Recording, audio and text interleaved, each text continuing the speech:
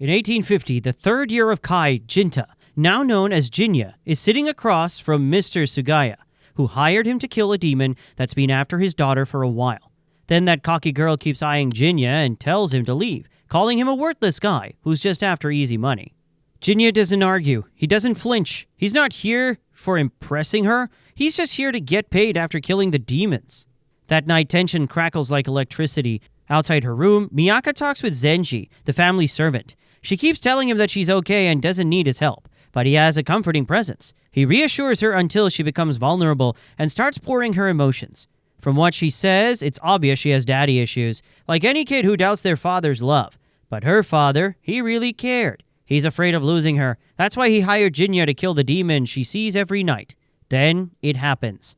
Out of the dark, something lunges. A demon, repeating the same phrase over and over. "Give me my daughter back." Zenji's face drains. Miyaka freezes. Time slows. Even Zenji was terrified, but he bravely stood between her room and the demon to keep her safe. And bam! Jinya appears, sword gleaming, slicing off the demon's hand like he's buttering toast. Jinya asks the demon, "What's your name?" The demon keeps repeating the same phrase over. "Give me my daughter back." That thing thinks that Miyaka is his daughter. In a quick move, he cuts down the demon and kills it. The two in the back are relieved that the monster is dead. But now Jinya doesn't celebrate. He warns, that wasn't the end. It'll come back. Next morning, soft morning light, warmth in the air, Miyaka and her father sit down for breakfast, and suddenly everything feels sweet. He asks how she's doing, if she's safe. She smiles, a real one. For a brief, flickering moment, she's just a daughter with her father. She thanks him for worrying about her, but it's his duty as father. She was really happy when her father showed her the affection that she was craving. But Jinya, he's digging, asking Zenji the kind of questions that peel skin off secrets. Zenji reveals the truth. Miyaka isn't Sugaya's biological daughter. The merchant's wife was murdered by a demon. His actual son was kidnapped by a demon. This man's life is miserable. And then Miyaka appears, an orphan he adopted. He cares for his daughter, but people always call her a replacement, which traumatizes her. That night, outside Miyaka's room, Jinya, Zenji, and the girl herself have a chat. Only, it's not small talk. Jinya throws verbal grenades without realizing it. He asks about the missing son, the dead wife. Miyaka snaps. Her voice rises that she doesn't want to hear anything about that. And Jinya obviously notices that he hit a nerve. She doesn't know her biological parents, so what if the demon is really her mother? Are you asking yourself, can a demon have children with a human? The answer is yes. But demons in this world, they don't come from magic, and are certainly not born from cuddles and lullabies. They're born from horror. And here's the two ways demons are made. Number one, when demons assault humans. Yeah, that kind of assault. They don't just kill, they rape. But the worst part, they enjoy it.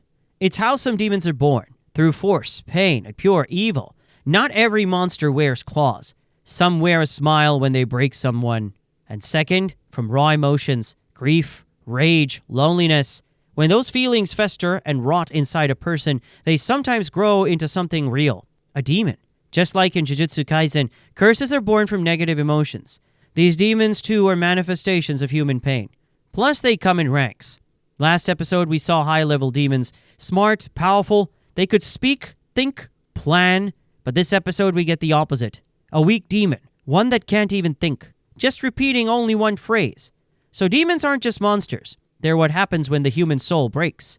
She wonders if she can be a half-demon. Jinya stays too calm. He says no. She is not a demon's daughter. He would know, because his sister, Suzune, is a half-demon. And then he flips the switch. He digs deep, talks about abandonment, about Miyaka's endless need for love, her fear of being second best, her trauma of never being enough. She screams, rage boils, emotions explode, and like a curse given life, the demon returns. Not summoned, not revived, born from her. Jinya doesn't draw his sword right away, and he must have purpose. He pins the demon down. "What's your name?" he asks. But the creature just cries again, "Give me my daughter back." Jinya turns to those two and asks, "Do you want me to kill it?" Zenji loses it, screams, "Yes, of course, do it!" But Jinya looks at Miyaka and says, "I'm asking her." Because here's the deal.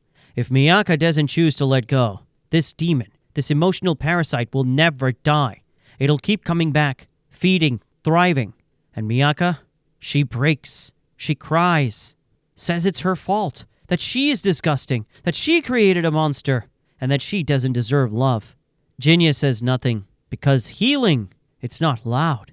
Eventually, she breathes, gathers the shards of her soul, and pulls herself back together and says, "Kill it." And Jinya kills it in a single slash. And now, since she healed from her trauma, that demon won't ever get back. Next morning, the storm has passed. Sunlight feels real again. Jinya's mission is done, and he walks away, heading off for another adventure. I don't know if the whole season will be some kind of daily journeys. Behind him, Miyaka watches him walking away. She turns to her father and says she wants to help him. In exchange for his attention and Sugaya, this quiet, sad man just smiles gently. "It's my duty as your father. Parental love is the only kind that asks for nothing in return. It's pure." Same words he said before. But somehow, they hit different now. I think he finally realized that he can't live in the past. He has to look forward. Losing his family, rebuilding with Miyaka. It wasn't just duty. It was grief in disguise. And that's it. End of story.